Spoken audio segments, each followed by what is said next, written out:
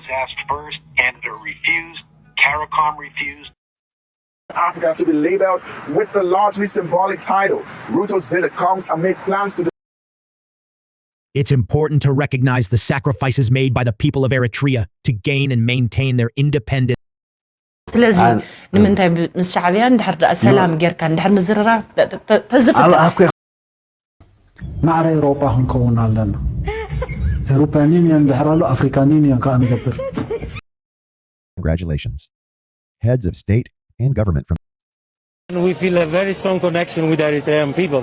So being today here is something that. ከዚህ በኋላ የኤርትራ ችግር የኛ ችግር ነው. Cyber attack was unleashed against Eritrea's. ሰላም ተኸታተልቲ ናይዚ ቻነል ከመይ ትኾኑ ጽቡቕ ክትኮኑ ናይ ወትሮ ትምኒተዩ ከም ወትሩ ርሑስ ቅንያት ናይ በዓል ናጽነት እናበልኩ ሎማ አርስቲ ዝያዳ ናብ ኤርትራ ዘተኮረ ይኸውን ብናይ ኤርትራ እውን ክንጅምር ኢና ሎሚ ምናልባት ንእሽተይ ናይ ቀረን ኣፍሪካ ምዝ ዝተሓሓ ስለ ዝኾነ እዩ ኤርትራ ኣብ መዓልቲ ናጽነታ ፍሉይ ዝኾነ ጽምብል ኣብ ኤርትራ ከም ዝገበረት እንተኾነ ኣብ መዓልቲ ናጽነት ሓደ ፕሬዚደንት ኢሳያስ ክዛረብ ከሎ ብዙሕ ናይ ኢንተርኔት ፀገም ነይሩ ስለምንታይ ከም ዝኾነ ሚኒስትር ሓበሬታ ናይ ኤርትራ የማነ ገብረ መስቀል ሓበሬታ ኣውፂኡሎ ካልእ ሓደ ፍሉይ መልእኽቲ ካብ ሓደ ፕሮሚኒየንት ፖለቲከኛ ናይ ኢትዮጵያ ወፂኡሎ መንግስቲ ኢትዮጵያ ብክልተ መንገዲ ናብ ኤርትራ መልእኽቲ ሰዲዱሎ እዚ መልእኽቲ እዚ እንታይ ትርጉም ክህልዎ ይኽእል ምስቲ ብግምጣል ተቃዋምቲ ናብ ኣዲስ ኣበባ ድዮም ገለ ይኣትውሎ ዝበሃል ዘሎ እዚ እንታይ ዓይነት ፖለቲካዊ ገይም ክኸውን ይኽእል ክንርኢና ልዕሊ ኩሉ ድማ ናይ ኣሜሪካ ኣካይዳ ኣብ ዞባ ኣብ ኣፍሪካ ብፍላይ ድማ ኣብ ቀርኒ ኣፍሪካ እንታይ ይመስል ኣሎ ብኩሉ መንገዲ ክንርኢና ላይክ ግበሩ ሰፖርት ግበሩ ምሳይ ጽንሑ እዛ ቪድዮ እዚኣ ብዙሕ ዕምቀት ዘለዋ እያ መጀመርያ ግን እዚ ናይ ኬንያ ልክዕ ምዚ ኣብ ቀርኒ ኣፍሪካ ዝካየድ ዘሎ ኩነታት ዝተሓሓዝ ስለ ዝኾነ እዚኣ እስከስምዕዋ መጀመርያ $250 billion in new lending capacity to help low-income nations invest in their development and tackle growing challenges. We agreed on the significant opportunity for the U.S. to radically recalibrate its strategy and strengthen. President William Ruto had ታሪኻዊ ዝኾነ ጉዕዞ ናብ ስቴት ቪዚት በኣሜሪካ ተገይሩሉ ክልተ መዓልቲ ፀኒሑ ንዓዱ ተመሊሱሎ ብዙሕ ዲልስ ከም ዝተገበረ ይንገር ኣሎ ብዙሓት ፖለቲካውን ቁጠባውን ተንተንቲ ናይ ኣፍሪካ ግን ሃገራት ኣፍሪካ ካብ ምዕራባውያን ሃገራት ናጽነተን ንኽረኽባ ሙሉእ ልኡላውነተን ንኽረጋግፃ ኣብ ዝጎያሉ ዘለዋ ናይ ኣሜሪካ ናይ ኤውሮፓን መግዛእቲ ወይ ከዓ ዕብለላ ኣብ ኣፍሪካ ንኽመፅእ ዝገብር ዘሎ እዩ ብምባል ተሪር ዝኾነ ነቐፌታ ኣብ ልዕሊ ዊልያም ሩቶ ካብቶም ፓን ኣፍሪካኒስትስ ዓብ ክብሪ ዝወሃቦ ዝነበረ ወይ ድማ ብዙሕ ትፅቢት ዝተገበረሉ መራሒ ኣብ ከምዚ ብምውዳቑ ብዙሓት ሰባት ከም ዝጓሃዩን እዚ ድማ ንኣፍሪካ ኣሜሪካን ኤውሮፓን ካብ ኣፍሪካ ተፀሪጎም ንኽወፁ ብዙሕ ፃዕራብ ዝግበረሉ ዘሎ ንኣሜሪካ ንውሽጢ ዓዱ ዝዕድም ዘሎ እዩ ብምባል ሕጂ ሓንቲ ኣገዳሲት ቪድዮ ላክበኩም እየ ስለምንታይ ዝገበሮ መቸም ኣብ ባይደን 250 ቢልዮን ናብ IMF ናብ ወርልድ ባንክን ክንሰድድ ኢና ብላብላ እዚ ቁፅርታት እዚ ንዓመታት ዝበልዎ እዩ ኣብ ኣፍሪካ ግን ክሳብ ሕጂ ዝረአ ነገር ኣይገበርዎም ጀካ ታንክን ምቅፃልን ካልእ ኣሜሪካ ዝገበረቶ ነገር የለን እዚ ጉዳይ እዚ ብኸመይ ይረአ ኣሎ እስከ ንእሽተይ ንርአዮ ድሕሪኡ ናብቲ ናይ ኤርትራ ክምለስ ኢና ምስ ኤርትራ ምትሓስ ክህልዎ ስለ ዝኽእል support for Africa by enhancing its investment in the institutions of African integration. Both Presidents William Ruto and Joe Biden admit the whole visit is about money bags, with the U.S. making a fresh commitments to avail. ኣብዚኣ ጉዕዞ እዚኣ ክልቲኦም መራሕቲ ብፍላይ ኣሜሪካ ብሚድያ ናይ ኣሜሪካ ድማ ብሰፊሑ ይዝረበሉን ይትንተነሉን ከም ዘሎ እዚ ጉዳይ እዚ ኣሜሪካ ነቲ ትኸስሮ ዘላ ስእልን ስትራቴጂካዊ ዕብለላ ወይ ከዓ ግሎባላዊ ዕብለላ ኣብ ኣፍሪካ ዝነበራ ኣብ ዞባና ዝነበራ ንምውሓስ ንቻይና ንራሽያ ናብቲ ቦታ ኣትየን ዝያዳ ሓይሊ ንኸይገብራ ንምውፃእ ብዙሕ ኣፅቂቓ ትሰርሓሉ ዘላ ግዜ ኢና ንርኢ ዘለና መርኣያ ናቱ ድማ ቅድሚ ሕጂ ጌራቶ ዘይትፈልጥ ሽማዊ ትርጉም ናቱ ብርግፅ ሰብ ዘይርድኦ ናኔቶ መንበር ናኔቶ ሜጀር ናኔቶ ሜምበር ዝብል ሓደ ማዕረግ ዴዚግኔሽን እዚ ከዓ ቻይና ስትራቴጂክ ፓርትነር ወይ ከዓ ዝለዓለ ደረጃ ከምታት ቅፅላት ኣለዎም ዞም ፓወር ሓያላት ሃገራት ዝህብዎ መቸም ኣብ ኣፍሪካ ሓደ ካብቲ ኣብ ሳብ ሰሃራን ኣፍሪካ ዝበሃል ኣብቶም ፀለምቲ ኣፍሪካውያን ሓደ ካብቶም ዝበለፀ ዝበሃል ናይ ኣሜሪካ ዝምድና እዩ ምስኡ ድማ ብዙሕ ሽርክነት ከም ዝህሉ እዩ ዝንገር ኣሜሪካ ኣብቲ ትደልዮ ዘላ ኤግዛክትሊ ግን ፅነይ ኢሎም ካልኦት ክትንትኑላ ንሪኦ ኢና ዊልያም ሩቶ ኣብ ከምዚ መድረኽ ብምውዳቑ ወይ ከዓ እዚ መድረኽ እዚ መንገዲ እዚ ብምምራፁ ንኤርትራ ብኸመይ ይፀልዋ ምክንያቱ እዛ ክፋል ብፍላይ ኣብ ሰዓት 4 ብናይ በርሊን ታይምስ 4 ፈረቓን ዝቕርበ ቪድዮ ናተይ أتوكرناتو نا أفريقيا ديو نا عالم نا بإيرترا بزقنعي أتوكرناتو نا بإيرترا زقنعي أب كل إيرترا أب كل أفريقيا كابزلو مرحتي دهول أفريقيا 54 مش نقرأت اللوا تزبلت الزمدنا نا إيرترا كنبلو نخيل بحفشة مس كينيا يو بريزنت سياس مس ويليام روتو صبوز خنا نايم رددا زلوم ترى دي كونس بتكبر كلتين هجرات بزي فيزا كجاهشة كم زغلان عمقات نهاية زمدنهم كجبرو كم زدليون أب بريزنت سياس نب نيروبي أبز كشلو رينانا بزيك عمت أبيليو بزعبون سفع زغنا انترفيو جيرو مس كينيا أب تحت ويليام روتو بزع تسفا كم زهلونا تزوبا قلي جنيرو ويليام روتو كابزي ناب أمريكا جوزو شيفت جبرالو but not exactly shifting معناته ويليام روتو شيفت جبري غليو نربحنا كينيا سرزلو أبزي حنتي أقد تاسيد انترفيو وقاتي ما تنيرا سلامتاي ويليام روتو ولو كان بأمريكا يعطون علامة تقول ريوه زيا انترفيو زيا أب ريتشارد كيس بهلا CNN exactly تا قبل ببزحات أفريقيا على منزل لحد حتيتوا straightforward in good blunt terms. If a choice is made between investment by China and investment by the United States and companies, which would you prefer? You know, حتى انت حتيتوا له نموذج تجاتات تخزبلت حتى كايلو investment بأمريكان investment بچاينا كلتا مريج أنت توهيبك نمن تمرز نا أمريكا بوليتيكان تايلو بريزنت سياس أبزحو جزي زيرو سام جيم يوم تسعته زيرو سام مالت زي وي حدا يعوت وي أي عوت وي بي عوت كلتينا نعوت بهالمينتاليتي باللون كل كومبيتيشن فير كومبيتيشن جلز بلو شفتي لو زيرو سام جيم يوم تسعته قبل كله exactly زي حتى زياريوا China أمريكا تمتيهم كاسي نمني خاط مرت يبلو له ما ملتنا بريزنتنا ويليام روتو of course زي دبلوماسيا وقام قايجن أبتكبرون نعوز مثل سجمتين رينا له لناس كان غتصب. Let me tell you, Quest. Many people want to pull us into a conversation as to whether we are facing east or we are facing west. Let me tell you, we are neither facing west nor facing east. We are facing forward. Okay, صفت زخانة ملتي diplomatically savvy ويكا intelligent زخانة ملتي زبزلو انتهي زبزلو بزو حسابات بزوحات بوليتيكانياتات انتن غازيتانياتات انتهي تحتونا لهم نمبرق ديكم تطمتو زلهم نمعراب معراب مالت امريكايو مبرق مالت تشاينا مالتيو نابينا يقندا تكروخم نابلي حتونا له ملسناتنا غنصوري بلاملو نقدميتنا نتمزلنا نمبرق اي نتمت نمعراب نقدميتنا نتمزلنا انت غوني نقدميت كن كيتكلنا ناي كل حاجزاتنا وصدنا بس كل شركنا ناجبرنا ناتنا علامه نقدميت كينيا خميجركا نقدميت توزع افريقيا خميجركا نقدميت توزع. Now if we put this ولا بتنا إيرترا بوليتيكا حوس كنا بلا تغينا إيرترا أنت تجبر لا مستليان هذا عبد diplomatic breakthrough يقولوا هذا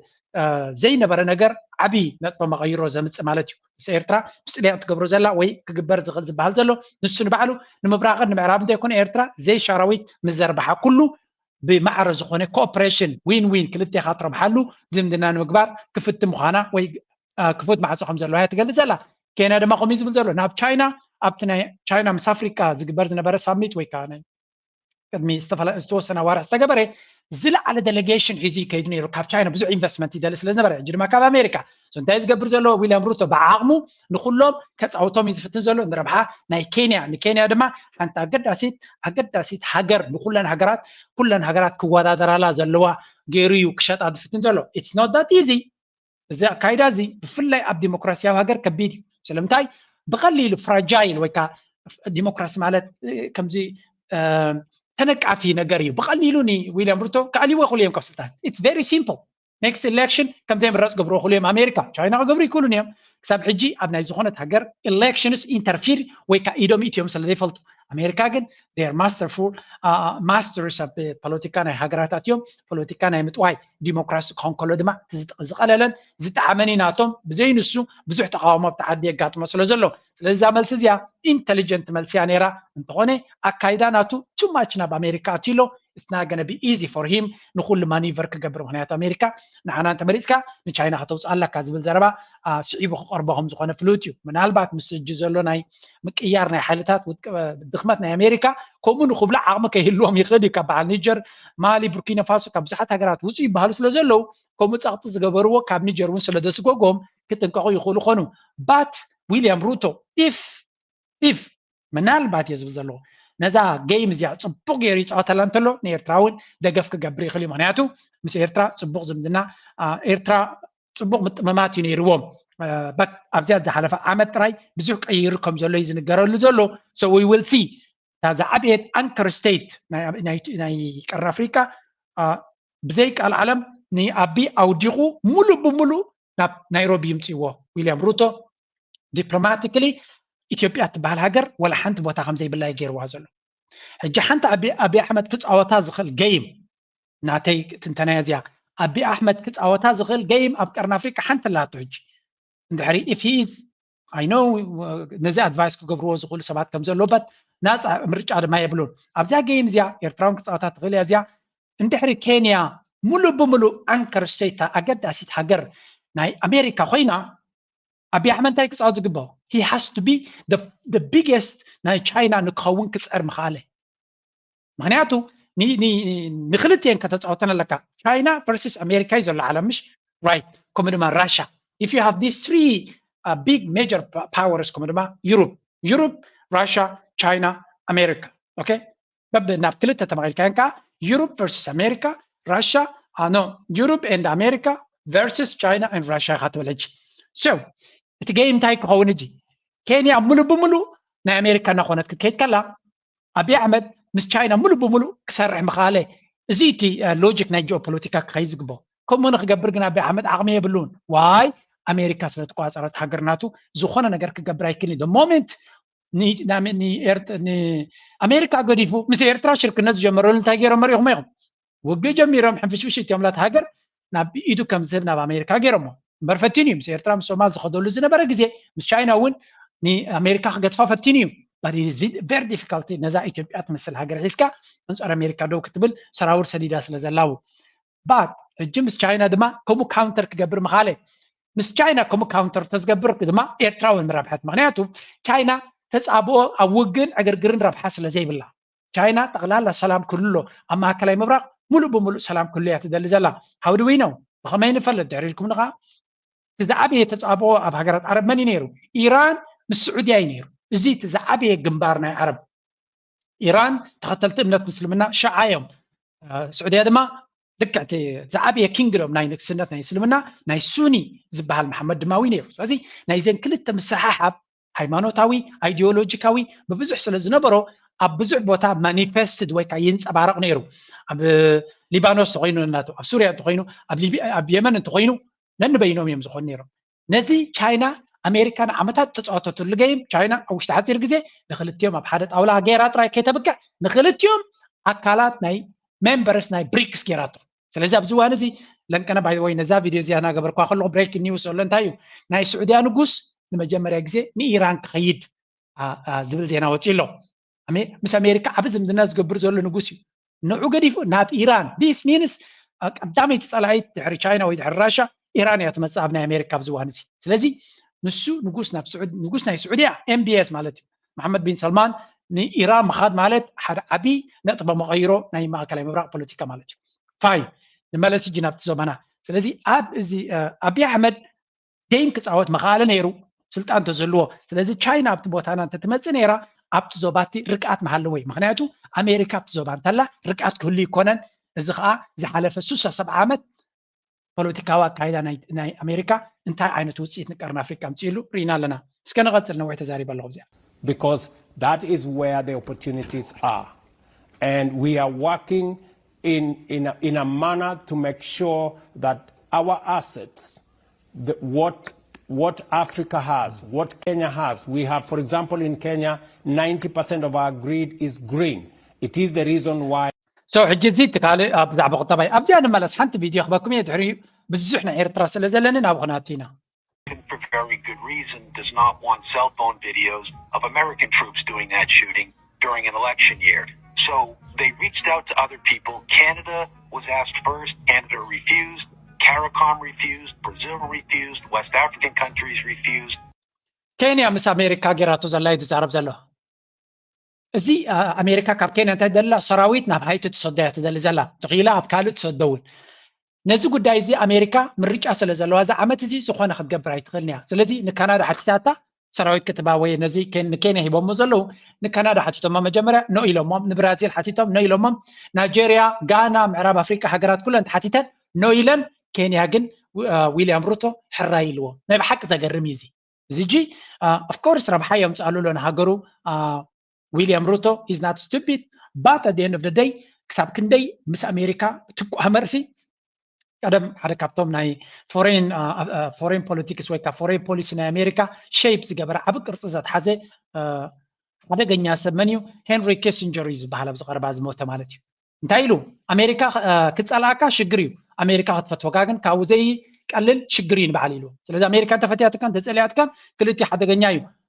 ኣመና ከም ዘይትፀላእካን ኣመና ከም ዘይትፈትወካን ጌርካ ኣብ መንጎ ከም ትህሉ ግበር እዩ ዝብል ስለዚ ኣሜሪካ ብጣዕሚ ፈትውካን ክፀልኡካን ደንጀረስ እዩ ኢልዎ And finally, Kenya agreed because Kenya needed the money. And in fact... So, at a time when West African countries and everyone else is cutting off Western colonization, at the same time when everyone else is getting rid of Western imperialism, Kenya has decided to be the face of Western imperialism in Africa. Everything the West is losing in Africa, Kenya has decided that they will be the hub of which the West will use to get back into Africa. So በብዛሓት ፓን አፍሪካኒስትስ ከምኡውን ብሓፈሻ ብኣፍሪካውያን ዊልያም ሩቶ ዝመረፆ ኣሜሪካን ኤሮፓን ካብ ኣፍሪካ ተፀሪጎም ኣብ ዝወፅሉ ዘለው ፅልዋናቶምን ቦታናቶምን ማዓስከራትናቶምን ኣብ ዝውሕደሉ ዘሎ መሊስ ብዝሓየለ መንገዲ ናብ ቀርኒ ኣፍሪካ ንኽመፅእ ኬንያ ተኽእሎ ብምህላዋ ወይ ንኣሜሪካ ሙሉእ ብሙሉእ ናብቲ ቦታ ንኽትመፅእ ትገብራ ብምህላዋ ብዙሓት ኣፍሪካውያን ስክፍታናቶም ኣፍኮርስ ገንዘብ ደልዩ ረብሓ ደልዩ ንብል ኣለና ባት ክንምንታይ ፓወር ኣለዎ ከምኡ ንኽገብር ምክንያቱ at the end of the day ንኣሜሪካ ክሳዕ ክንዱ ክትፃወተላ እውን ኣይትኽእልን ኢኻ እቲ መድረክ ተቐይሩ ኣሎ ኣጋይን ባት እስከ ንእሽተ ንስማዕ ድሕሪኡ ብዛዕባ እዚኣ ጉዳይ እዚኣ ፕሬዚደንት ኢሳያስ ተዛረባ ክንርኢ ኢና Kenya has also agreed to be where the new United Nations headquarters will be. So the new UN headquarters is being moved from New York City to Kenya. The ሓበሬታ እዚኣ I don't know ክንምንታይ ሓቅነት ክህልዋ እዩ ናይ ዩናይትድ ኔሽንስ ካብ ኒውዮርክ ሲቲ ናብ ኬንያ ናይሮቢ ክመፅእ እዩ ዝበሃል ኣሎ ልክዕ ምዚ ና ኔቶ ሜምበር ዝብል ዘሎ ኢት ሜክ ሰንስ ምክንያቱ ዓብ ቦታታት ብዙሓት ኢንተርናሽናል ኦርጋናይዜሽንስ ካብ ኣዲስ ኣበባ ድዩ ካብ ካልእ ዓለማት ናብ ኢትዮጵያ ናብ ኬንያ ናብ ናይሮቢ ይኸዱ ከም ዘለዉ ስለዚ ናይሮቢ is becoming a very important hub ማለት እዩ ኣብቲ ዞባቲ which is important ንቀርኒ ኣፍሪካ ግን ዓብዪ ሓደገኛ እውን ክኸውን ዝኽእል እዩ ምክንያቱ ኣሜሪካ ኣስፋፊሓ ብዙርያኻ ክትመፅእ ከላ ሳዕ ክንደይ ፀገማት ከም ዝፈጥር ኣብቲ ቦታቲ ኤርትራ ልዕልማንም ትፈልጦ ማለት እዩ ስለዚ ኣገይን እዚ ጉዳይ እዚ ብኸመይ ክንሪኦ ኢና እስከ ብዛዕባ እዛ ርእሲ ቅድሚ ሕጂ ፕሬዚደንት ኢሳያስ ተሓቲቱ ነይሩ ንስማዓዮ ኣብ ሓደ ቁጥባዊ ናብ ብዝሕ ቁጥባዊ ዓለማዊ ስርዓት ተሰጋገር እያ ዘላ ኣብዚ ናይ ምስግጋር መስርሕ ተራ ኣፍሪቃ ከመይ ይመስል እዚኣ ሕቶ እዚኣ ስለ ደምፃኹማ ዛረበላ ዘለኹ እምበሪ ኣነ ብዙሕ ኣይፈትዋን እታ ርእስቲ እዚ ኣፍሪካን ዩኒየን ወይ ውህደት ኣፍሪቃ ትበሃል እንታይ ሒዙ ተበጊሱ ትፀገም ማዕረ ኤሮጳ ክንከውን ኣለና ኤሮፓያን ዩኒየን ድሕር ኣሎ ኣፍሪካን ዩኒየን ከዓ ንገብር መካኒካ ማዕሪኦም ክንከውን ኣለና ኮሚሽን ድሕር ኣለዎ ምሳቶም ንሕና ኮሚሽናት ንፈጥር ተቕርፂ ከዓ ካብኡ ክንቀድሐ ንኽእል ኢና እዚ ኣነ ዝከረኒ ኣብ ፀበብቲ ኮሪዶራት ኣብ ፀበብቲ ኣጋጣሚታት ኢና ዛረበሉ ነናና ኩነታት ኣለና ኤሮፓ ናቶም ኩነታት ኣለዎ ናቶም ደረጃ ናይ ምዕባለ ኣለዎ ንሕና ገና ኣብ ፕሪሚቲቭ ዝኾነ ቆኖ ቁጠባታት ንነብር ዘለና ሃገራትን ሕብረተሰባትን ኢና ስለምንታይ ክመፁ ንደልዮም ድግስ ኣሎሞ ኣብቲ ድግስ ኬትካ ስለተሳተፍካ ክላብ ፍሽኽ ኢልካ ስእሊ ተሳእልካ ድዩ ዋላ ናይ ብሓቂ ፀጋታትካ ኣጎሳጒስካ ኣሕቢርካ ሲነርጂ ክትረኽበሉ ትኽእል ድኻምካ ብናይ ካልእ ሓይሊ ትድግፎ ንካልእ ደኸመት ትድግፍ ናይ ኩልካ ሓይሊ ክትኣኻኽብ ከለካ ፀወታ ኣይኮነን ተደሎ መሳርሒ ናይ ካልኦት ኣካላት መድረኽ እዩ ድግስ ኣሎ ድግስ መፅእ ኣብቲ ድግስ ዝሓልፉ ውሳኔታት መን ውስኖ ናይ ስለያ ትካላት እየን ካብ ኤሮጳ ካብ ኣሜሪካ ካብ ተፈላለየ ከባቢታት መፅአን ደድለየን ኣሕልፋ ተኻልእ ደጣቃዕ ጥራይ እዩ ብከምዚ ዓይነት መንገዲ ኣብቲ ክፍሊ ዓለም ትከይድ ኣይትኽእል ኢና እዚ ኣተሓሳስባ ዝቕየር ኣሎ ተደሎ ኣነ ከምቲ መደምደምታት በልኮ أفريقان يونيون أفريقاوي كونه ولا أفريقا حمانا እዚ ቅድሚ I don't know 8 ዓመት 10 ዓመት ብውሕድ ዝተባሃለ ዘረባ እዩ so now let's go back to ቅድሚ ምስኣ ምኻድና መዝያ መሰጋገሪት ክንጥቀማ ድሕሪኡ ኣብቲ ናይ ኢትዮጵያን ቀንቲ ኣብቲ ዞባና ክምለስ ኢና دفار بقانكي لانيا عالم كوينكي تخسد فردي ربحا حلو على عدنا غطي بسم حقي عصو تساسي عادك زي تقبر تدافر علىها بتعشوكم بيتشيك تزد ليكا مع خازو خوين على زحف كلها نربحا مسرا انجنا جنكا هايه تحيوها خبانا تزارب الجنانا أبوينو ستم الرجاها سلي آيت السفن أبا يا بخا شيشاي بشيشاي كقبر قزاها Okay, شيشاي بشيشاي كقبر قزاها هجي this is a major event زي عقداس زينايو let's go بخلطة من قدك نرينا Messages of congratulations. Heads of state and government from Ethiopia and Jordan have extended their congratulations to the people and government of Eritrea on the occasion of the 33 RD Independence Day anniversary. President Sahle-Work Zewde of the Federal Republic of Ethiopia and King Abdullah of Jordan expressed their well wishes for good health to President Isaias Afwerki, as well as peace. መንግስቲ ኢትዮጵያ ብመንገዲ ፕሬዝደንት ሳህለወርቅ ዘውዴ ገይሩ ከምኡ ድማ ብመንገዲ ሚኒስትር ጉዳያት ወፃኢ ናይቲ ሃገር ገይሩ ንበዓል ናጽነት ሃገር ኤርትራ መልእኽቲ ከም ዝሰደደ እዩ ዝንገር ዘሎ ብፍላይ ብመንገዲ ፕሬዝደንት ናይቲ ሃገር ተመሳሳሊ ንጉስ ናይ ጆርዳን እውን ኪንግ ዓብዱላ ሓደ ካብቶም ዛዮኒስት ዝበሃል ንእስራኤል ብብዝሒ ዝሕግዝ ዘሎ እዩ ንሱ እውን ንኤርትራ ፅቡቅ ጥዕናካ ንፕሬዝደንት ኢሳያስ ነቲ ሃገር ኤርትራ ድማ ቅሳነት ሰላምን ምዕባለን ብልፅግናን ከም ዝተመነዩ the country's readiness so they also conveyed their country's readiness to enhance strong ties and mutual cooperation ክልቲአን ሃገራት ድማ ምስ ኤርትራ ዘለዎም ዝምድና ንክሕይሉን ዕምቆት ዘለዎ ንክኸውን ሓበራዊ ረብሓ ክሕልዎን ዝብል መልእኽቲ ሰዲዶም ኣለዉ Eritrean people. They also conveyed their country's readiness to enhance strong ties and mutual cooperation with Eritrea. In her message, President Sahle-Work Zewde expressed her confidence that the friendly relations between the two countries will continue to be further strengthened. Mr. Tay adds, ኣብዚኣ ሕጂ ረይዋ ኣብቲ ቀንዲ መልእኽትናታ ሚኒስትሪ ፕሬዚደንት ናይ ኢትዮጵያ ወይዘሮ ሳህለወርቅ ዘውዴ እንታይ ትብል ኣላ ንሳ ምሉእ ምትእምማን ከም ዘለዋ ኣብ መንጎ ኤርትራን ኢትዮጵያን ዘሎ ዝምድና ናብ ንቡር ተመሊሱ ናብ ፅቡቅ መንገዲ ናብ ዝሓየለ መንገዲ ንክኸይድ ምሉእ ምትእምማን ከም ዘለዋ እያ ትነግር ዘላ የስ እታ ኩዕሶ ንስኹም ስለተበላሽዋ ዘለኹም ነታ ኩዕሶ ነቲ ተበላሽዎ ዘለኹም ተዕሪኹም ኤርትራ ኣብ ኣፍ መራሕቲ ናይ ኢትዮጵያ ብተደጋጋሚ ዝወፅአ ኢና ንብል ዘለና ብተደጋጋሚ ከም ኤርትራ ንኢትዮጵያ ዋጋ ዝኸፈለላ ከም ዘየለ ካብ ኣፎም ክንሰሚዕና ፅንሕ ኢልና እዚ ዘረባ እዚ ግን ንምንታይ እዩ ዝበሃል ዘሎ እንታይ እቲ ኩነታት እንታይ እቲ ኣካይዳ እንታይ እቲ መርገፂ ናይ ኢትዮጵያ ኣብዚ ጉዳይ እዚ ብክልተ መንገዲ ክንሪኦ ክንፍትን ኢና መጀመርያ let's continue a little bit ናይ ሚኒስትሪ ጉዳያት ወፃኢ ናይ ኢትዮጵያ Mr. Tay Atske-Selassie, Minister of Foreign Affairs of Ethiopia, also sent a message of congratulations to Mr. Osman Sahle, Minister of Foreign Affairs. Ambassador Tay Atske-Selassie, Minister of Foreign Affairs of the Federal Republic of Ethiopia, sent a message of congratulations to Mr. Osman Sahle, Minister of Foreign Affairs of the State of Eritrea, on the occasion of the 33 RD Independence Day. So እዚ ድማ ብተመሳሳሊ ሕጂ ኣብቲ ጉዳይ እዚ ክንመለስ ኢና እዚ ጉዳይ እዚ ብዙሕ ትርጉም ዘለዎ ኩነታት እዩ ቅድሚ ናብ ምኻድና ግን ፅምብል ናይ ሃገር ኤርትራ ወይ ድማ ኤምባሲ ናይ ኤርትራ ኣብ ኢትዮጵያ ዝገበሮ ፅምብል ናይ መዓልቲ ናጽነት መንስማዕ ሓንቲ ሪፖርት ብዝያላትን ድሕሪኡ ናተይ ትንተና ከብየ ብዛዕባ እዚ ጉዳይ እዚ ዓብዪ ኣገዳስነት ዘለዎ እዚ ጉዳይ እዚ ኢትዮጵያን ቀዋሚ ልኡኸ ኣብ ሕብረት ኣፍሪካን ቁጠባዊ ኮሚሽን ኣብ ኣፍሪካን ብምክንያት ዝኽመበል 33 ዓመት ናጽነት ኤርትራ ውሕስነት ሰላም ብመኸተ ብዝብል ቴማ ብ24 ጉንበት ኣብ ኣዲስ ኣበባ ስካይላይት ሆቴል ምዕሩግ ፅምብል ኣካይዱ ኣብቲ ፅምብል ወከልቲ መንግስቲ ኢትዮጵያ ኣብ ኣዲስ ኣበባ ዝመደብሮም ኣምባሳደራትን ካልኦት ዲፕሎማስያትን ሓለፍትን ኣባላትን ኮሚሽን ሕብረት ኣፍሪካን ቁጠባዊ ኮሚሽን ኣፍሪካን ከምኡውን ወከልቲ ዞባውያንን ኣህጉራውያንን ውድባት ተሳቲፎም ኣብቲ ብዝክረ ሰማዕታትን ሃገራዊ መዝሙርን ዝተጀመረ ስነ ስርዓት ፍጻሜ ጉዳያት ኤምባሲ ኤርትራ ኣብ ኢትዮጵያ ቋሚ ወኪል ኣብ ሕብረት ኣፍሪካን ቁጠባዊ ኮሚሽን ኣፍሪካን ኣቶ ቢንያም በርሀ ኣብ ዝስማዕ መደረ 24 ጉንበት 30 ዓመታት ብዝወሰደን ክቡር ዋጋ ብዝሓተተን ብረታዊ ቃልሲ ናጽነትና ዝረኸብናሉ መስተንክር ተጻባኦታት መኪትና ህላወናን ሓድነትናን ዘውሓስናሉ ሓያል መኸተ ከምኡውን ብመትከል ርእሰ ምርኮሳ ኣብ ጎደና ልምዓት ምስተፈጸመ ቅያ እንጽምብለላ ረዛን ዕለት እያ ክብል ገሊፆም አቶ ቢንያም አስዒቡ ሳላቲ ጀጋኑና ዕድሜኦም ዕድላቶም ሕልምታቶም ኣካላቶምን ህይወቶምን ዘወፈይሉ ቃልሲ ከምኡውን ሙሉእ ህዝቢ ኤርትራ ዝገበሮ ሓያል መኸተ ሃገርና ኣብ ዘተኣማምን በረኸ በፂሓ ተስፉ መጻኢ ተቋምት ከም ዘላ ብምጥቃስ እቲ እነቋምቶ ተስፉ መጻ እውን ብስራሕን ፃዕርን ጥራይ ዝረጋገፅ ስለ ዝኾነ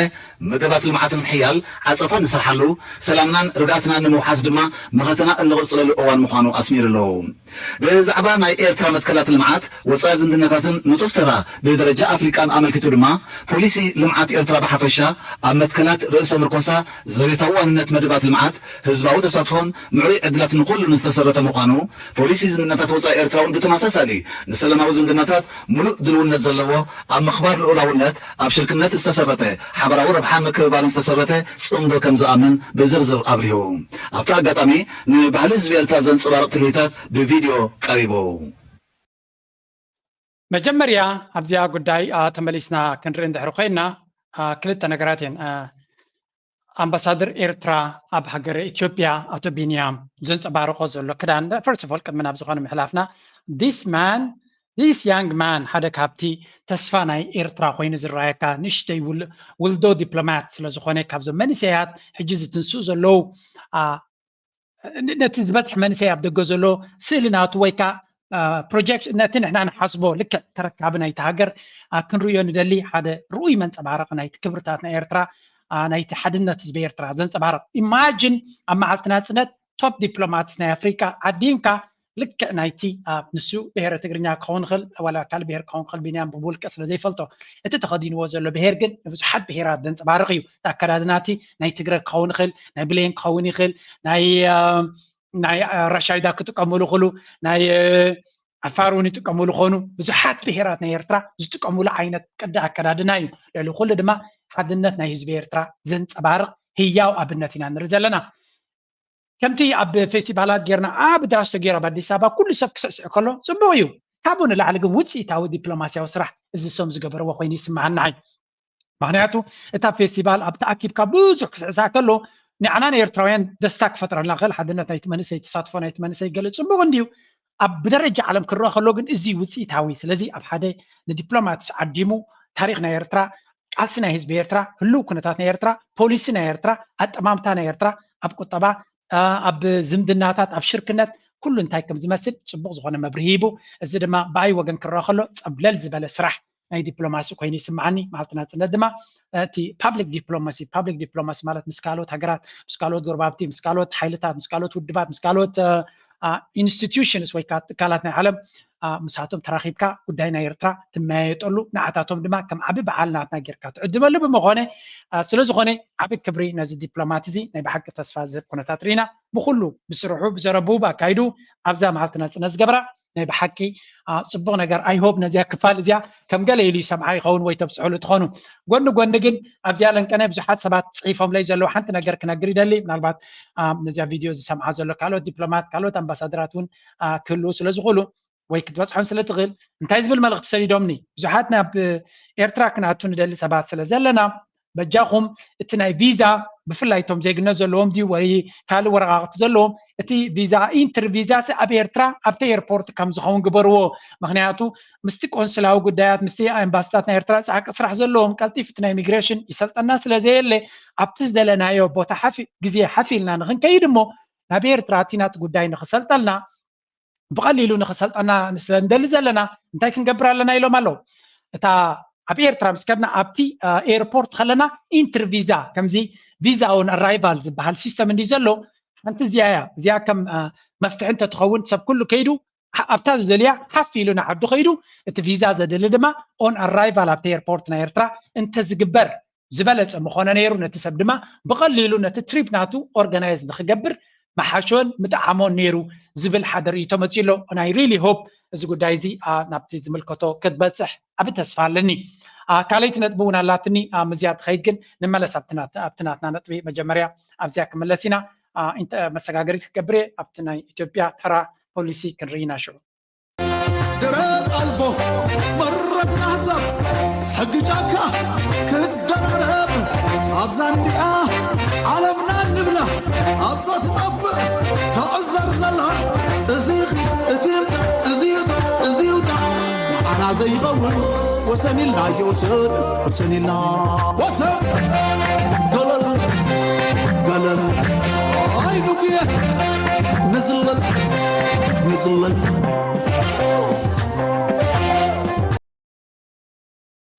اوكي نملس ابزي داني ፖለቲካዊ ትዕዝብትናተይ ወይ ከዓ ሪቶናተይ ከብያ ኣብዚ ኢትዮጵያ እንታይ ክትገብር ትፍትን ዘላ ኣብዚ ጉዳይ እዚ ብክልተ መንገዲ በቲ ሓደ ኣብ መዓልቲ ነፅነት ናይ ኤርትራ ሓንቲ ካብቲ ኤርትራ ነፅነታ ካብ ኢትዮጵያ ወሲዳ እዩ ዝበሃል ዋላ እኳ ቅድሚ እውን ናፃ ዝኮን ነፍሳ ዝካለት ሃገር እንተነበረት ኣብ ዘበነ ጥልያን ድዩ ዋላ እቲ ዝበዝሕ ሃገራት ናይ ኣፍሪካ ዘሎሚ ሃገራት ንብለን ዘለና እቲ ዶብናተን ኣብ ግዜ መግዛእቲ ዝቆመ እዩ ስለዚ ኤርትራ ድማ ከም ካልኦት ኩለን ሃገራት ኣፍሪካ እቲ ዶብናታ ወይ እውን እቲ ታሪካዊ ኣበጋግሳ ናይዛ ሃገር ኤርትራ ንብላ ሎሚ ምስ መግዛእቲ ናይ ኤውሮጳውያን ዝመፀ እዩ ስለዚ ኤርትራ ልክዕ ከም ኢትዮጵያ ታሪካ ምስ መግዛእቲ ዝተሓሓዝ እዩ መለሊ ይኩን እታ ኢትዮጵያ ትብል ሃገር ከም ሃገር ክጭርሓ ዝጀመረ ኣብ ግዜ ጥልያን ምኳኑ ኩሉ ሰብ ዝፈልጦ እዩ ኤርትራ ናፅነታ ረኪባ ኣብ ኢትዮጵያ ሰለብሬት ጌራቶ መንግስቲ ኢትዮጵያ ድማ ብክልተ ዓበይቲ ዴሌጌሽንስ ሄድ ኦፍ ስቴት ወይ እውን እቲ ፕሬዚደንት ናይ ሃገር እዩ ናይ መልእክቲ ከም ዝሰድድ ፕሬዚደንት ሳህለወርቅ ድማ ናብ ኤርትራ ሰዲዳ ኣላ ንኤርትራ ዓወት ሰላምን ቅሳነትን ብልፅግናን ተመንያ ንፕሬዚደንት ኢሳያስ ድማ ምሉጥዕና ኮንፊደንስ ከም ዘለዋ ምስ ኤርትራ ፅቡቅ ዝምድና ንክህልዋ ወይ ከዓ ዝምድና ናይ ኤርትራን ኢትዮጵያን ፅቡቅ ንክኸውን ድማ ትምኒታ ገሊፃ ኣላ ምትእምማን ከም ዘለዋ ትዛረብ ኣላ ከምኡ ድማ ሚኒስትሪ ጉዳያት ወፃኢ ናይ ኤርትራ ናይ ኢትዮጵያ ናብቲ መዘኑ ሚኒስትሪ ጉዳያት ወፃኢ ናይ ኤርትራ ኣቶ ዑስማን ሳልሕ መልእክቲ ሰዲዱ ኣሎ እንታይ ማለት እዩ እዚ ናይ ፅቡቅ ጉርብትና ዘረጋግፅ ኩነታት ክንብሎ ከለና at the same time ኢትዮጵያ ኣብዚ እዋን እዚ ንኤርትራ ፖለቲካዊ ተቃውሞ ዘለዎም ሰባት ክትእንግድ ድማ ትፍትን ኣላ this is a little bit strange okay ንሓንቲ ሃገር ናይ መዓልቲ ናፅነት የውሃና ምግላፅ ኣሜሪካ እውን እኮ ትገብሮ እዩ ክትብሎ ንትኽእል እዮም ትሩ ኣሜሪካ ክትገልፅ ከላ ሓደ ናታ ዓብ ዲፕሎማት ኣብ ትዊተር ኣፅሒፎ ከም ዝነበረ ካልእ ግዜ ከምፃልኩም ቲቦር ናጊ ዝበሃል ሓደ ኣምባሳደር ናይ ኣሜሪካ ኣብ ኢትዮጵያ ዝነበረ እዩ ኣብቲ መንግስቲ ኣሜሪካ ኣብ ስቴት ዲፓርትመንት ዝሃቦ ናይ መዓልቲ ናፅነት ንዝኾነ ይኹን ምጥቃስ ናይ መንግስቲ ኤርትራ ይኹን ፕሬዚደንት ኢሳያስ ከይጠቐሰ ንህዝቢ ኤርትራ ጥራይ እዚ ከዓ ገይሩ ንክበሃል ጥራይ ዝገበሮ እምበር ፅቡቅ ትምኒት ኣብ ኤርትራ ከም ዘይብሉ ኢና ንርድኦ ንሕናቶም ናብ ዲፕሎማስን ነጥፍ ብምባል ነቲ ናይ ኣሜሪካ ብዘየገድስ ኣሜሪካ እንታይ ትዕዝብትናታ ኣብ ኤርትራ ፅቡቅ ከም ዘየለ ክሳብ ሕጂ ብዙሕ ዘጠራጥር ኣይኮነን እንተኾነ እንታይ ኢና ንርኢ ዘለና ኢትዮጵያ ምስ ኤርትራ ዝምድና ክትገብር ከም ትደሊ ዘንፍት እዩ ምክንያቱ ናፅነት ናይ ኤርትራ ይንኣምነሉ ኢና ብላብላ ዝብል ፕሮፓጋንዳ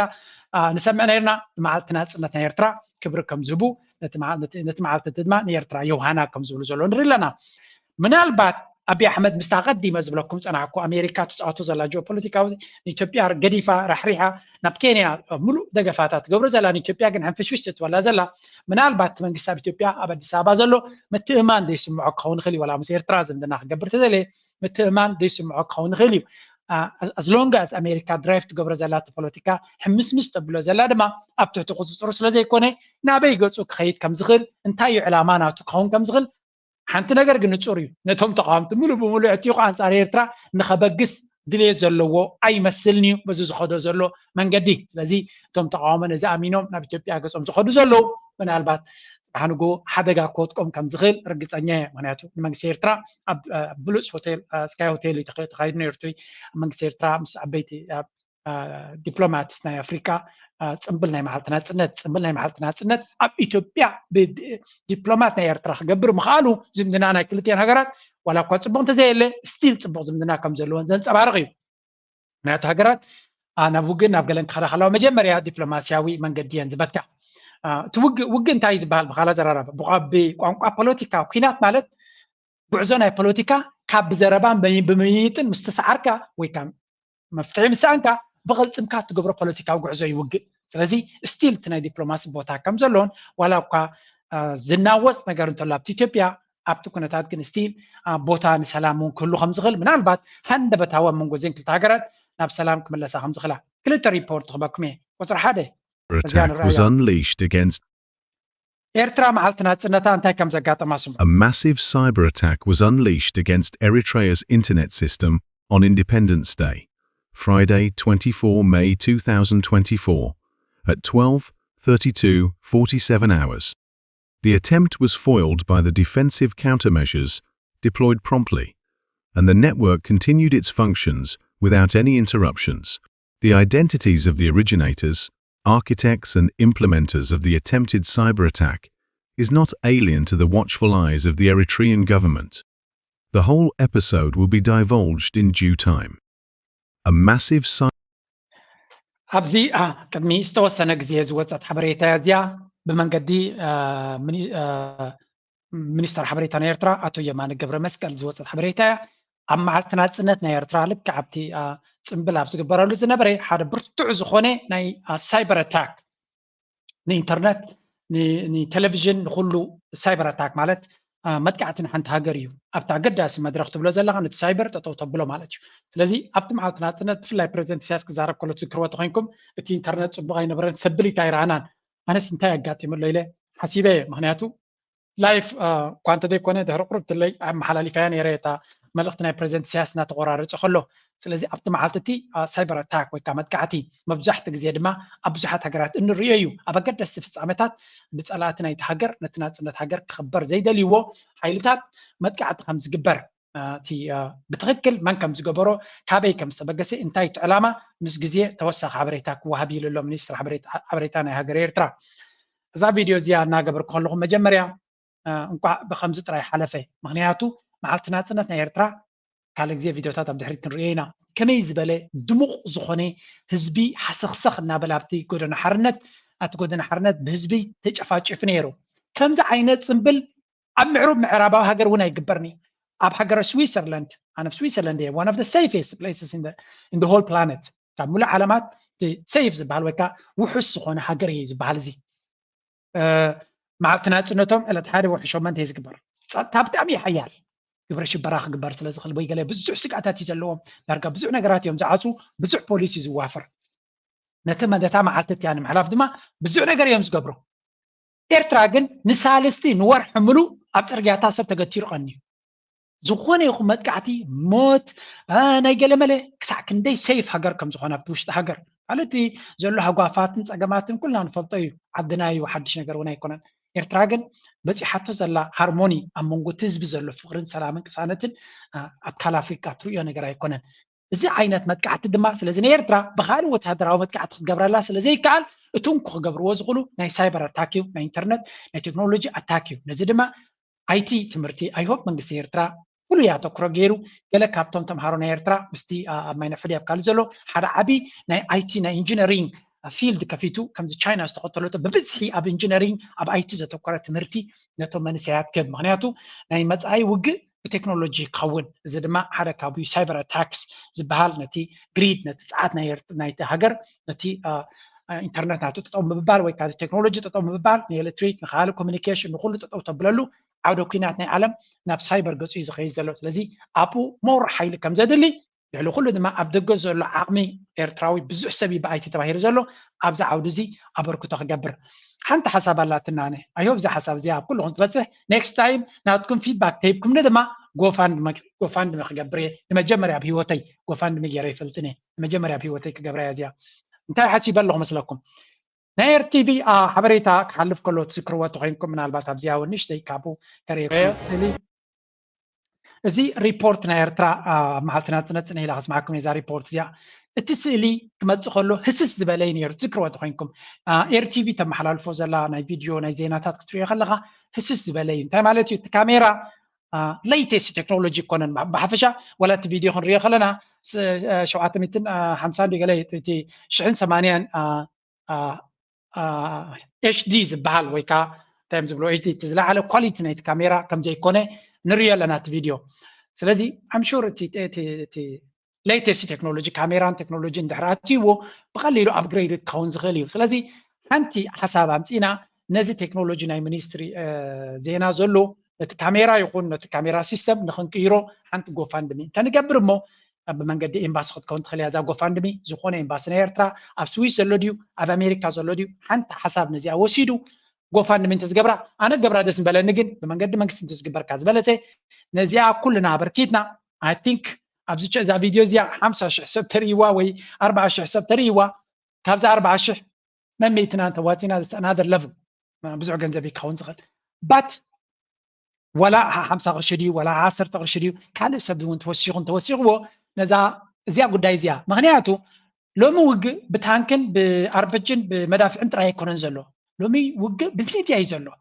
ناي راشا ناي يوكرين وق رايو سعبي وق اب سايبر وق يزلو ميديا يزلو وق ناراتيف زانتا نايمن حبريتا زياده ابن اب ميديا زتعوته ولا وق عودو كيناتات سعركا خلقه اب ميديا انت تعويتكا بزح نجر كتدمع تخليقه ስለዚህ ኤርትራ ድማ ንነዊሕ ዓመታት ኣብ ሚድያ ትህሰስ ስለ ዝነበረት ብሉፅ ኳሊቲ ነዚ መዓልትና ፅነ ዝሓልፍ ዝነበረ ብዝለዓለ ብሉፅ ካሜራ እንተዝመፅእ ነይሩ ብዙሕ ነገር ንብዙሕ ሰብ ሰሓብነት መሃልዎ ንዓና እውን ደስ ምበለና ዝያዳ ስለዚ ኣብዚያ ዓውዲ እዚኣ ኣይሆፕ ነዚኣ መልእኽቲ ወሲዱ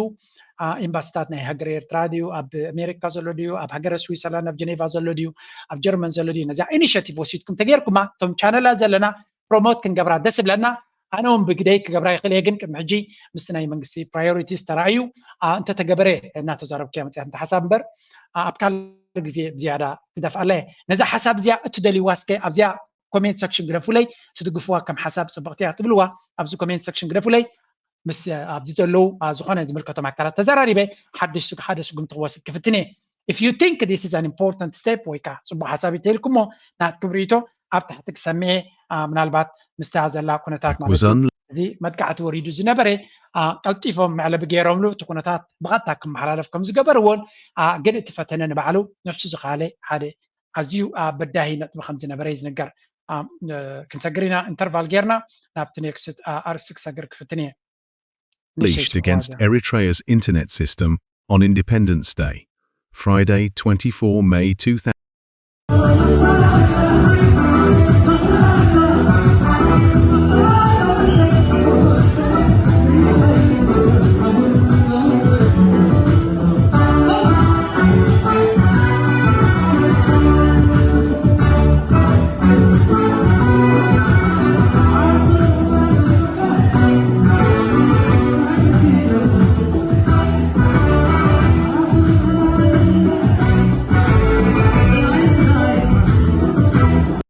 زا درفي زا سيلبريشن زا اب انغولا مثلا ناي معنا لنزبن مع التناصنت كال نغريو اب تويتر ناتي انا بقى زدور عينتي خاطر بزحي سيلبريشنز بزحي سب باقي ناي كامبالا تري ناي انغولا تري ابيمو اب كاليفورنيا تري واشنطن فرانكفورت تري اب ستوكهولم wherever قلع عين سيلبريشنز هنا نرزلنا أبزي أدرى أخوك أنتي دسيلات دام يتتادر في نفتوى درفنا نقفانديا نقول الشيخ از درف أزلو ميرون ستيفانوسيو أب أنغولا كندي تزارب تتقري ويكالود بهيرات الله يفلتني بس حسب جن 100% شو رايكم كون significant بس حسبي تقري نيايو كسع كندي passionate لنا تكال بهيرات درفتاتنا يكال بحاجة خوين تزبي سعسعو كابزي دماتي حدنا فقرن زسسن سويلكا حدنا كنقبرنا مبالا يكونن you really need to dive into each other's cultures ኤርትራውያን ከምብለኝ ኮይንካ ብናይ ትግርኛ ምስዕሳዕ ክዳውንቲ ናይ ትግርኛ ምኽዳን ናይ ትግረ ክዳውንቲ ምኽዳን ነቲ ባህልታት ክትለምዶ ሳዕስዒቶም ፀወቶኦም ከተኽብሮም ምፍታን ካብዚ ዝውለድ እቲ ሓድነት ናይቲ ህዝቢ እቲ ሓበራዊ ምንባር ስለዚ እዚ ዝኽልዮ ዘሎ ጉዕዞ ነቲ ሃገር ሙሉእ ብምሉእ ውሕስነታ ቀፃልነታ ከረጋግፅ ዝኽእል እዩ ነዚ ትገብሩ ዘለኹም ድማ ኣብዚ ጉዳይ እዚ ትነጥፉ ዘለኹም ብሓቂ ክብረለኒ ናይ ብሓቂ ደስ ዘብል እዩ ሕጂ ሓንቲ ብልፅቲ ኣርቲክል ክንርኢ ናብዚ 2024 is Eritrea's Independence Day. Congratulations to the Eritreans on this special day. It's important to recognize the sacrifices made by the people of Eritrea to gain and maintain their independence and sovereignty. Eritrea is ትሪእዎ ዘለኹም ሓደ ካብቶም ፕሮሚነንት ፖለቲከኛታት ናይ ኢትዮጵያ እዩ ዶክተር ፅጌ ሽሙት ኣብየንያ ይቕረታይ ተሓዞለይ ኣንደርጋቸው ያ በስለና I'm sorry ገለገለ ሽማት ኣብየንዩ ዶክተር ፅጌ ዝበሃል ፕሮሚነንት ፖለቲከኛ እዩ ብዛዕባ ኤርትራ ሓንቲ ኣርቲክል ፅሒፍ ነይራ ኣብ ትዊተር እንኳ ሓጎሰኩም ንመዓልትና ፅነትኩም እናበለ ካብቶም ኩለን ኣማኢት ሃገራት ኣብ ግሎባል ሳውዝ ዝበሃሉ እዚ ኣፍሪቃ ኤስያ ገለ ዘለዎ ካብ ኩላተን ሙሉእ ናፅነታ ብፃዕራ ብናታ ምትዕፅፃፍ ዝለዓለ ቁጠባዊ ዕብየት ዝገበረት ሃገር ኣብ ዓለም ኣብቲ ዞባ ግሎባል ሳውዝ ቻይና ጥራያ ኢሉ ቻይና number 1 China is the one of the countries ካብተን ሙሉእ ብምሉእ ነፍሰን ዝኻለት most other countries ነፍሰን ናፅነተን ፀጋታትን ስትራቴጂካዊ ረብሓታትን ሸይጠን እየን ነቲ ደረጃ ትበፂሕኖ እናበለ ዝገልፅ ንቐፅል China is one of these countries. Most other countries are known for selling out their national interests, honor, and sovereignty to foreign powers through their elites. These countries, manipulated by Western powers, suffer the worst political, economic, and social outcomes. So مبزعتن هجرات بزن معربايان هجرات manipulated كوينن أتالي لومن سأجات بوليتيكاوي قطباوي كمون بحلاوي لولاونتن compromised وكات أتاتيوم مالتيو ስለዚህ مبزحت جزيتن هجراتن أبكوت أوزي كلا شجراتات ينالوا سميت كمون حماق محدرة بلشونا أبزن هجرات زياتن ببزح خاطري يبلالو زدما نتن هجرات تنسين كل نجاراتن أو حسن نكخدا the rule of law and human and democratic rights are ignored by their elites. توم elite بحالو ما حضرتنا إذا نجارات ما مجابريانا معربايان سلوزغونو كم تزدله عبد هجرن نتزبي زجل سرعات كجبراي كلانين. أنا بالنتيجة once was the beacon of African independence. Ethiopia كان مخندي عمتها تعرف مجمريا ناس هجرات كربا خلوا Ethiopia حياة الهجر يعني را نجحت هجرات ناس نخرج بعد ما تسعر نيرا مسجزيجن نتكونتات ناتا سلز خسرت أب كم درجة وديقة. إيرترا as Eritrea celebrates its Independence Day economic and social problems. However, Eritrea's challenges are unique. Eritrea's struggle is marked by its determination to avoid Western domination, choosing the path of self-reliance in all national affairs to defend its sovereignty, economic growth, and social development. ኤርትራ ከም ካልኦት ሃገራት ኣብዚ ግሎባል ሳውዝ ዘለዋ ብዙሕ ብድሆታት ኣለዋ ምስ ትኩሉ ፀጋታታ እዚ ፀገም ናታ ድማ ካበይ ዝብገስ ነፍሳ ክትክእል ስለትደሊ ዘላ ብነፍሳ ክትመሓደር ስለትደሊ ዘላ ካብኡ ዝብገስ እዩ ናይ ካልኦት ምትትታው ኣብቲ ናታ ጉዳይ ኣትዮም ነቲ ዕጫ ናይቲ ሃገር ነቲ ልኡላውነት ናይቲ ሃገር ክትሕስዎ ስለዝፍትኑ ዘለዉ እምቢ ስለዝበለት ብክልተ እግራ ደው ኣቢላ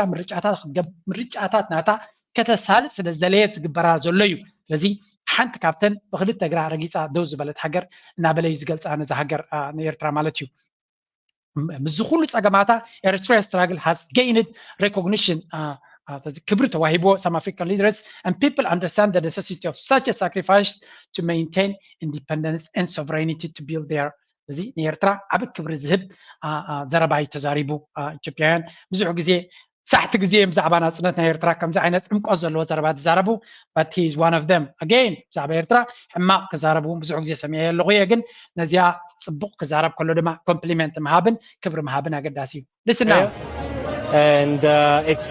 it's amazing to see all these people around being part of this celebration as Italian we feel a very strong connection with كملساي نازيا هذا عبي حقوس أبي إيرترا زكبر جلو دما منيستر فتحنا إيرترا بماستر ديجري زمرقم إكسبرت ناتو زمرقلو أب إيري لينك حنت سبقت فيديو رقيبة نشتك فعلا هنسمينا. I therefore thank you for allowing to be mentored and the mentees. Amongst you, you mentor each other as well as your mentors. Of progress and development. So هذا كابتن graduates تزارباس كنسمع بتعمل دس بلتني. Independence Anniversary Week. We are privileged to be part of a nation that places a high value on education as the cornerstone of progress and development. We have been the beneficiaries of an educational policy that provides free access to education at all levels. So كم جتري وزلهم أبزي وانزي كابتن منيسترات نيرترا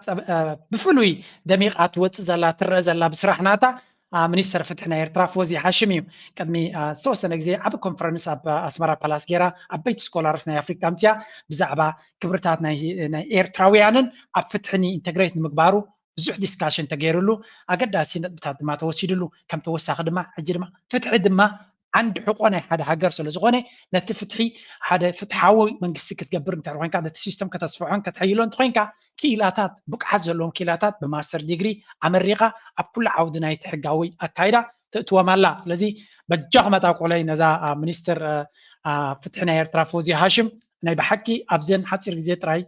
فلويت قبل الزبالة زرقنا جر نيرترا دما أبسبق سبوت لايت كم تأزغل ناي بحكي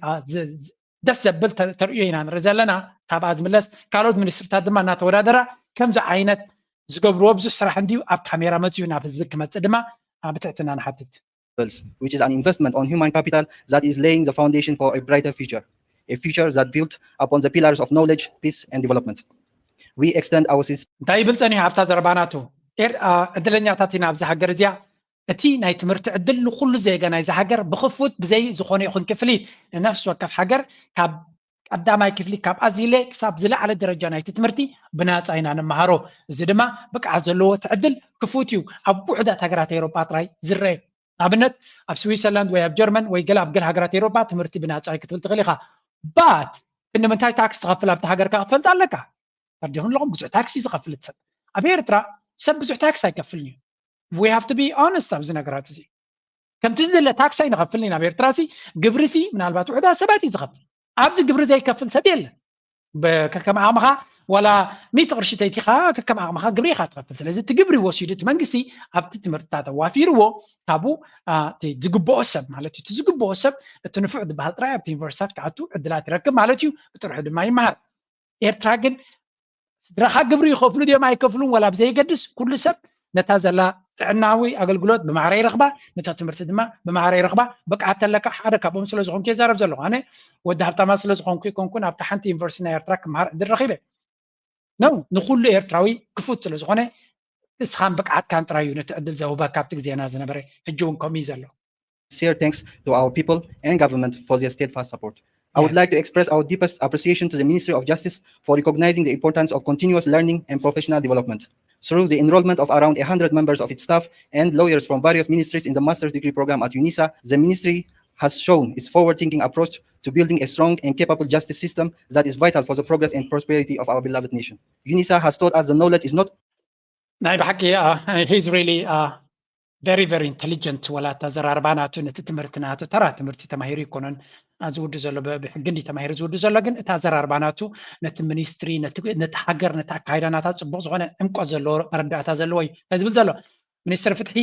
ከባቢ 100 ዝኾኑ ጠበቃታትን ናይ ሕጊ ምሁራትን ብኩሉ ዓውዲ ብብዙሕ ዓውዲ የምህር ኣሎ ኣብዚ ፕሮጀክት እዚ UNDP ናይ UN ማሓውር ድማ ከም ዝተሳተፈ ኣብቲ ጉዳይቲ ኣብ ትዊተር ናቱ ንሪኦ ነይረ እዚ ዩኒቨርሲቲ ናይ ሳውት ኣፍሪካ ይከለ ካብ ኣፍሪካ እቶም ዝዓበዩ ዩኒቨርሲቲ ናይ ኣፍሪካ እዩ ዩኒሳ ዝበሃል ማለት እዩ ብምትሕባር ምሱ ዝተገበረ and the most important thing ንዓይ ደስ በለትኒ ድማ ኣብ ዓዶም መፅኦም ይምረቑ ምህላው ብዲስታንስ እዮም ተማሂሮም ክትብል ትኽእል ኢኻ ኖ ፕሮብለም እቲ መመረቕቲ ኣብ ኤርትራ ምዃኑ ድማ ሪሊ እዚ ደገ ኸይድካ ኣብኡ ምምራቕ ንሱ ንካልእ ነገራት እውን ኢንቫይት ይገብር እዩ ምክንያቱ ሓደ ሰብ ኣሜሪካ ምስ ተምሃረ ክምለስ ገለመለ ምስ ምቾት ናይ ግለሰባት ክትሪኦ ከለካ ቀሊል ኣይኮነን ስለዚ እቲ ትምህርቲ ኣብ ኤርትራ ክወሃብ ክኽእል ኣሎ ኣብቲ ዘለዎ ፅላት እናተምሃሩ ኣብቲ ዓውዲ ከለዉ ስለዚ ተራ ናይ ፍትሒ ድማ ተራ ናይ ሕግን ተራ ናይ ሚኒስትር ፍትሕን ድማ ኣዝዩ ዕዙዝ እዩ ስለዚ ናይ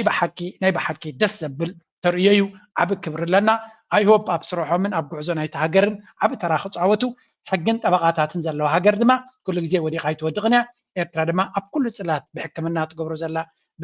በዚ ናይ ፍትሒ ደረጃ ትገብሮ ዘላ ኣብ ካልእ ፅላታት ትገብሮ ዘላ ኣብ ሕርሻ ትገብሮ ዘላ ቀሊል ኣይኮነን ጥራይ ኣብ ካሜራ ክመፅእ ክኽእል ኣሎ እቲ ህዝቢ ድማ ክፈልጠሎ ቢግ ኮምፕሊመንት ነፍሲ ወከፍ ሰብ ነዚ ሚኒስትሪ ፍትሒ ትገብሮ ዘላ ኮሜንት ክገድፍ ድማ ትሕትና ይሓትት ናይ መወዳእታ ኣብዚ መዓልቲ ናፅነት ገለ ካብ ዝተገበረ ክንርኢ and it's amazing to see all these people around being part of this celebration. As Italian, we feel a very strong connection with Eritrean people. So being today here is something that makes ገለ ካብቶም ገለ ጣልያናውያን ኣብቲ መዓልቲ ናፅነት ናይ ኤርትራ ተሳተፉ እዮም ከም ጣልያናውያን ምስ ኤርትራ ብዙሕ ፅቡቅ ዝኾነ ዕሙቕ ዝኾነ ዝበለ ኮኔክሽን ወይ ከዓ ዝምድና እዩ ዝስማዓና እናበለ እዩ ትዛረብ ዘሎ ብምቕፃል እንታይ ብላ ኣሎ ስምዕዋ sounds very proud and it's literally I have no words. It's amazing how the people from the country are treating us and I wish all the best for this country for the future. And looking around all these people, the celebration, the music, it has been really amazing for us. Thank you very much. Thank you very much for asking us. We have been traveling a lot. We have seen a lot of countries. And honestly, what we see here is a lot of harmony. People come together with still very ancestral values. እቲ ህዝቢ ዝገብረልና ዘሎ ምክብኻብን ኣኽብሮትን ብጣዕሚ ነመስግን እናበለ ድሕሪ ድማ ኣብ ብዙሓት ሃገራት ዜርና ኢና ኣብዚ ሃገር ዘሎ ፍቕሪ ሃርሞኒ ወይ ከዓ ሰላምን ርግኣትን ፍልይ ዝበለ እናበለ እዩ ዝገልፅ ካብኡ ጥራይ ግን ኣይኮነን ብዙሕ ግዜ ትስማዕ ዘረባ እዚኣ ሃርሞኒ ኣብቲ ህዝቢ ዝተዋሃደ ሙዚቃ ሃርሞኒ ዘለዎ ማለት እዩ ህዝቢ ኤርትራ ድማ ስለ ዝተዋሃደ ኣብዚ ህዝቢ ዝረአ ዘሎ ሰላምን ምዋሃድን ናይ ብሓቂ ዘገርም እዩ ኣብ ካልእ ሃገራት ኣይትሪኦን ኢኻ values so people have connections people are staying all together and this is not common we have not seen that much in other countries so that's something that your people should be really proud of what do you think are the unique طيب لالو إذا دما أبوسحات هجرات زلوا يكونن بس دما أزيهم كتكرعون كتحبنون يجبعت زلوكم فقرن رجعتن متحواسن تفاعل كمان بارن أفكار هجرات زلوا يكونن بس دما you have to be proud لالو yes we are proud of this نزيد ما promote كن قبرهن كلام Honestly, the humanity. We have seen people even in small villages around the country, and we have been invited to join them, to stay with them. And this is something quite rare in the world. I'm Italian, as I said. I live in Switzerland, and I don't see that. We don't see that anymore in Europe. By the way, كاب هجرنا زلوا خواي خامتيو تنتهي من زلوا ولا بتي قطرات وتسينا بتعدتات كن كيت كلنا تزبي بتهذا لا تو مسؤون كنا كنقو عدس يوم زعدمونا زبلونا سلازي بتعمي يونيك سخونه وي فليز بله بحل زلوا وهزبي كبر زلوا چوا زلوا نايم تحبار نايم فقر نايم حجزن منفذ زلوا وي طلياناوي يجنا بسويس يزنبر كوما عينت بحر دمايترنغا you're right اوصل النبر بسويس كم عينت نجر بغليلو ايترنيغا سلازي نايلوم فيديو بزيادة كم زرعنايو أبيرترا بزع صبغ نجرن سناي نجرن يزلو تسفاز مدرخ دما بكل من قدن رلنا إيرترا دما أبجورانا يصبغ نجر تخدلو زلايا حدناتنا إيرترا دما بكل من قدك سبخن كوسكوسن أب كل زلنا يا دما نحنا إجام كان بركتنا بتزيخية زلو قعزو تسفا زلو هجر قوننا كمتي مجلسنا بريزنت سياسة سمعنا يون كلنا بتسوو منفسنا بكميت كنت أمت زلو زنبرة قدم زنبرنا يا قريفنا أبزع حج زلو مدرخ نتحجر كل شلل كيبل كاجن مخاطة كي قادل كايلو نبتي هنس أتحجر هتوكرنا هنكيد زاناي نايت مينستر حبريتا زلو فيديو كاميران كالو تكنولوجينا مغيارجن I really hope somebody can contact me نتحسابتيا بمنقد منسترتات تتوزع تا GoFundMe دسنا بلنا كلهم تم شانلات أوزلنا بروموت مجبرنا أنا بزعم صراحة كلها أنت زي اللي دما أنا بعلينا تا إنشاتيفون كجبرام خالكم I really hope زيا قد زيا أنا ممكن زرارب كفتني نزا فيديو ناقبر كي تحسب متين بزي أبكالك زي زيادة بعمقات كزرارب لك فتني نايلو مع رستاب زخن ودينا من البات مزيالة بواخقت فكمية دعريو حمت ترفق قابزو حبرة سبنا نكغير نفس وكفنا خنكتولو زلنا كاب إيساويان بفلاي كاب تشايناويانن هنداويانن كن مهارو زلنا زيو زيوم حبرة سب زيوم نفس وكف سانتيم أبزي بوتايت ودغنيا زي اليوم مجايز أي جزونيوم جنزبون باقباب يحزوه إنفست يقبروه ستوك ماركت كمون كريبتو أزيا قداسي أبزي كالاي سومن دوقومن أب تمرتي بفلاي دما أب IT أب إنجينيرينج أب بيزنس زلا على تقرلوهم that's why دما مايكروسوفت جوجلن بهنداويان كمون أب كال إسرائيليان زمركم سالساي دما نفس وكف زلوهم جنزب أب عدوم جزاجي بيزنس بمهنات يوم زعبيو نزك حق الزخل صفر عليه بروجرام لنا كم أمن غن عبي أنت يلص كتحنت الورى بدك توفريات يسرعوا هنبروا بقصا يقبعوا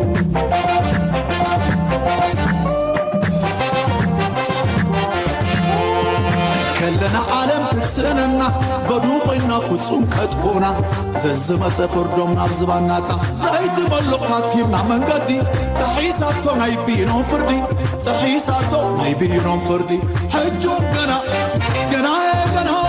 زتسانا صنو نمزارعنا صالي مادو نفاس العرب شاف عالم رطنا روحو ممراب ازيخ اديمزا ازيخ اديمزا نار زيغونها وسن الله يوسن وسن الله زيغونها وسن الله يوسن وسن الله وسن قلل هاي النقية تنزل نزل